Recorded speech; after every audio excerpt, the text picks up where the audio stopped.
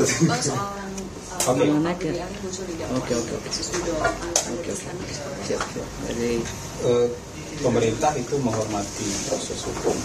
Jadi biarkan saja proses hukum ini berjalan, dan kita yakin proses hukum ini akan membuka semuanya dengan terang benderang.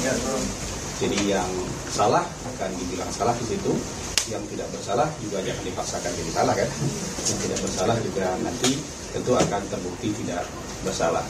Jadi kita tunggu saja proses-proses seperti ini, dan kita harapkan masyarakat, teman-teman media juga memantau ini dengan proper.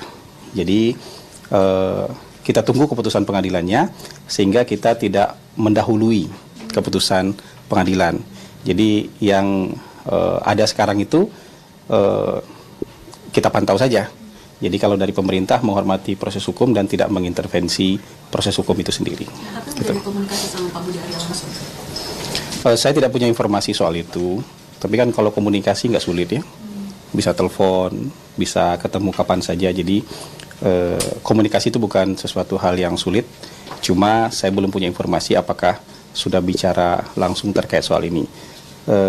Walaupun ini kan juga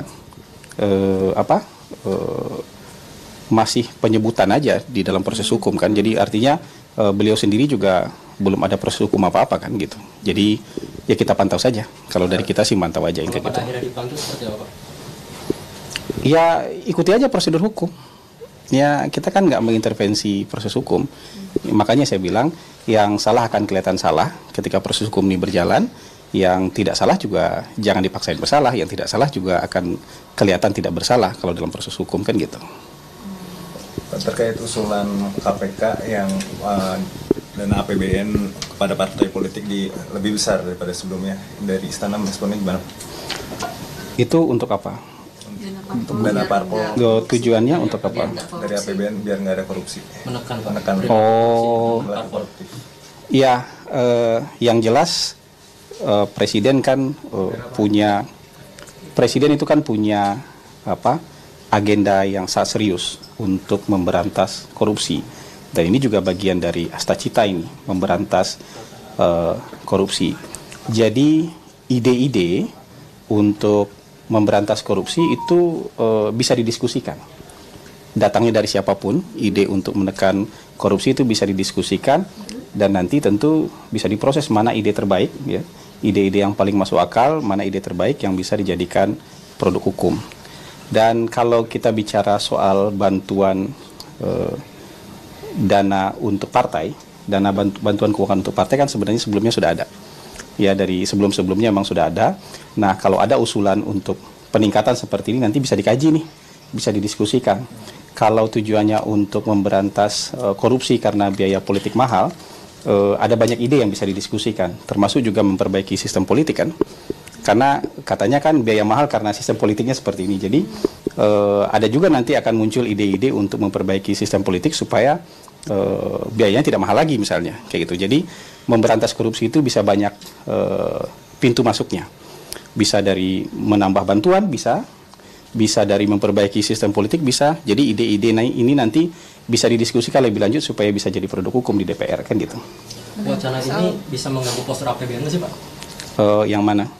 Tentu kan semua dikaji, bantuan-bantuan program kerja ya semua kan harus dihitung, ketersediaan dananya, kemampuan keuangan negara pasti dihitung semua. Tapi yang pada prinsipnya bahwa ide untuk memperbaiki kehidupan berbangsa dan bernegara, termasuk juga untuk menekan korupsi itu kan bisa didiskusikan.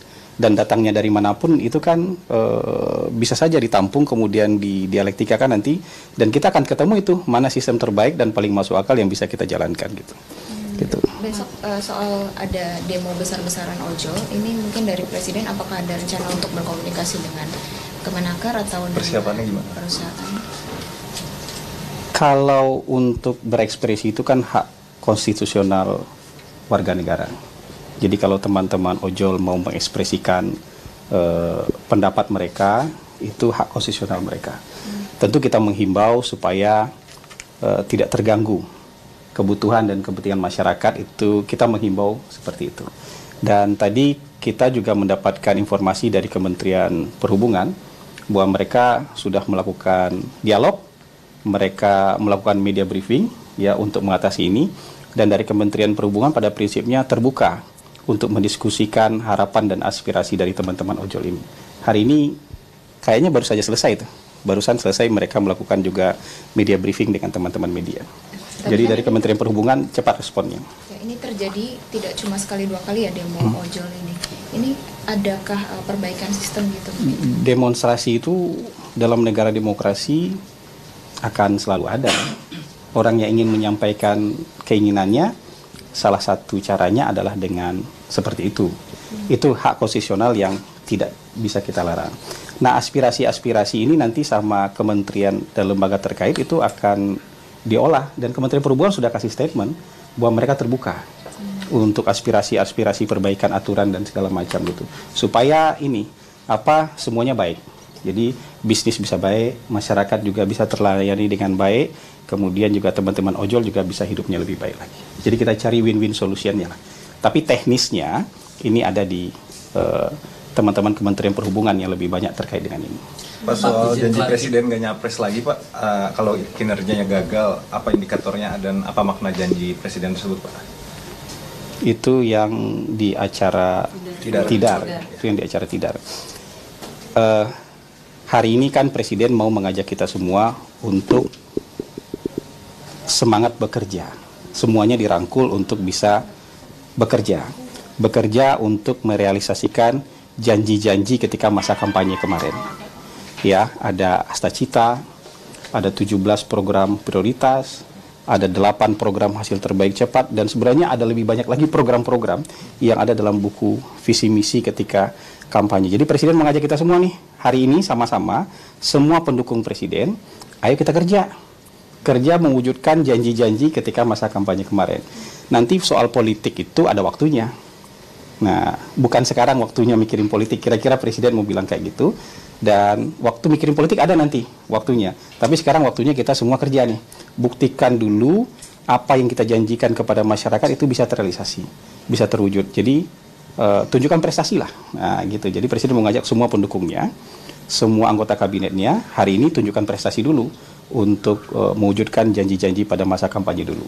Kalau urusan politik adalah waktunya nanti, menjelang pemilu adalah urusan politik nanti waktunya, kan kira-kira begitu. Bapak izin Pak, mungkin klarifikasi penggusuran SLB Pak di Pajajaran Badung Pak, ini kan dinarasikan untuk digusur dan diganti sekolah rakyat Pak, mungkin bisa klarifikasi dari pemerintah Pak seperti apa? Sebenarnya kan pemerintah sudah berikan klarifikasi, Kementerian Sosial, pemerintah Provinsi Bandung sudah, Provinsi Jawa Barat sudah memberikan pernyataan yang tegas bahwa tidak digusur, tapi kawasan itu sedang dibangun ulang. Jadi kalau kawasan itu dibangun ulang nanti menjadi sebuah sekolah inklusif. Jadi sekolah rakyat ada di sana, SLB juga ada di sana. Sekarang SLB itu ketika masa dibangun tentu SLB itu harus dicarikan tempat yang baru sementara. Untuk sementara, ingat itu sementara. Tapi memang perlu kita kawal nih teknisnya di lapangan. Pemerintah minta tempat relokasi sementara pun harus layak, harus bagus, harus bisa mendukung kegiatan anak-anak spesial ini, anak-anak berkebutuhan khusus yang bersekolah di sana. Jadi bukan tempat darurat gitu, tapi tempat yang juga layak untuk mereka bisa sekolah di sana. Jadi walaupun itu sifatnya sementara, tetap harus dengan kondisi yang layak bagi mereka. Lokasinya sudah ditentukan Pak? Lokasinya teknisnya tentu kita tanya ke pemerintah Jawa Barat nanti. Lokasi mana yang mereka siapkan yang baik dan layak untuk dijadikan tempat sementara bagi adik-adik kita, siswa-siswa SLB ini untuk bisa menjalani kegiatan belajar mengajar mereka sampai kawasan ini selesai dibangun. Sekolah rakyat plus SLB. Jadi nanti akan ada tidak hanya SLB di sana, tapi ada juga sekolah rakyat di situ. SLB dan sekolah rakyat ya Pak? SLB dan sekolah rakyat di lokasi yang sama, SLB dan sekolah rakyat. Pernyataan Menkes yang bilang gaji 15 juta lebih pintar daripada gaji 5 juta ini kan dianggap empati ya Pak. Ada tanggapan nggak? Bisa ditanyakan kepada Pak Menteri Kesehatan nanti kayak gitu. Kan saya nggak bisa membahas pernyataan satu persatu ya. Bisa ditanyakan ke Pak Menteri Kesehatan nanti. Bang Hasan, PDIP itu minta kadernya untuk menyelaraskan program dengan pusat, tetap kritis untuk check and balances. Istana menanggapinya gimana? Ya bagus itu ya. Jadi ada arahan untuk kepala daerah untuk menyelaraskan program pusat dengan pemerintah di daerah itu justru sangat bagus. Ya, jadi kita optimis justru malah nanti akan nyambung nih program-program dari pusat dengan program-program dari daerah itu akan nyambung. Nah, kalau kritis kan ada ranahnya di DPR.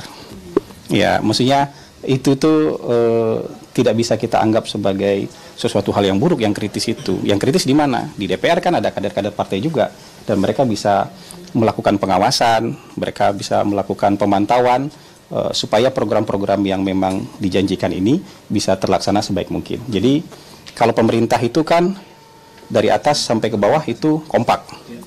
Tempatnya kritis itu adalah di DPR. Nah, jadi kalau yang di DPR mau kritis kan nggak apa-apa, sah-sah saja gitu. Jadi kira-kira begitulah. Saya rasa ini positif itu. Untuk pergantian pesawat presiden Pak mungkin ada makna tersendiri Pak atau seperti apa? Oh, diulang lagi ini. Ini terakhir ya. Terakhir ya.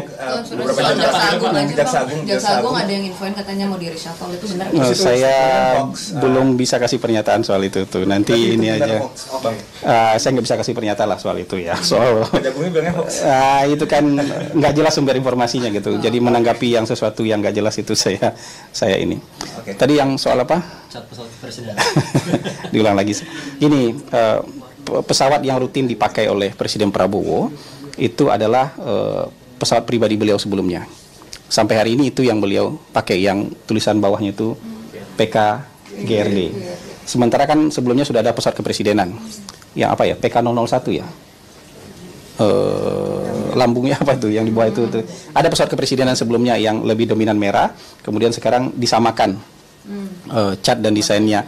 Jadi Presiden Prabowo sejauh ini itu masih menggunakan pesawat beliau yang lama ketika beliau jadi Menteri Pertahanan. Sampai hari ini masih sering.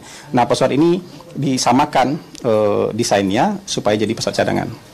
Jadi kalau misalnya ini lagi maintenance, nanti lagi nggak bisa dipakai, pesawat dengan desain yang sama, jadi orang akan kenal bahwa ini adalah pesawat kepresidenan Republik Indonesia. Jadi kira-kira kan sekarang dominannya putih ya, garisnya garis merah. Jadi sama nih, mirip desainnya. Jadi nanti supaya bisa digunakan sebagai cadangan gitu. Jadi supaya nggak beda-beda warna dia, tetap pesawat yang dikenal orang sebagai pesawat kepresidenan gitu.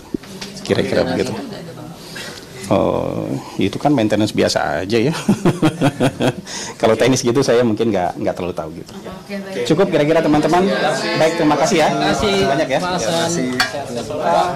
Ada minum? Ada Pak? Makan?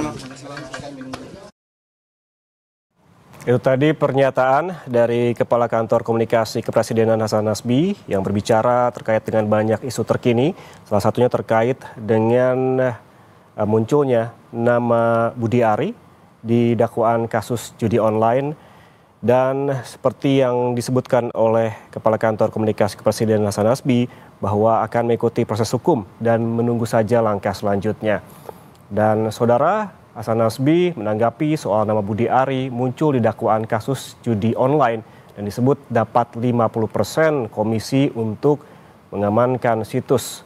Hasan Nasbi menyatakan pemerintah menghormati proses hukum yang berjalan dan meminta seluruh pihak menunggu putusan pengadilan.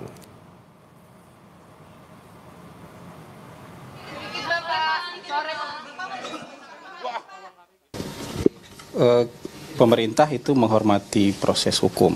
Jadi biarkan saja proses hukum ini berjalan dan kita yakin proses hukum ini akan membuka semuanya dengan terang benderang.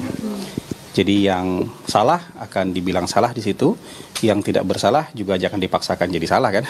Yang tidak bersalah juga nanti tentu akan terbukti tidak bersalah. Jadi kita tunggu saja proses-proses seperti ini dan kita harapkan masyarakat, teman-teman media juga memantau ini dengan proper. Jadi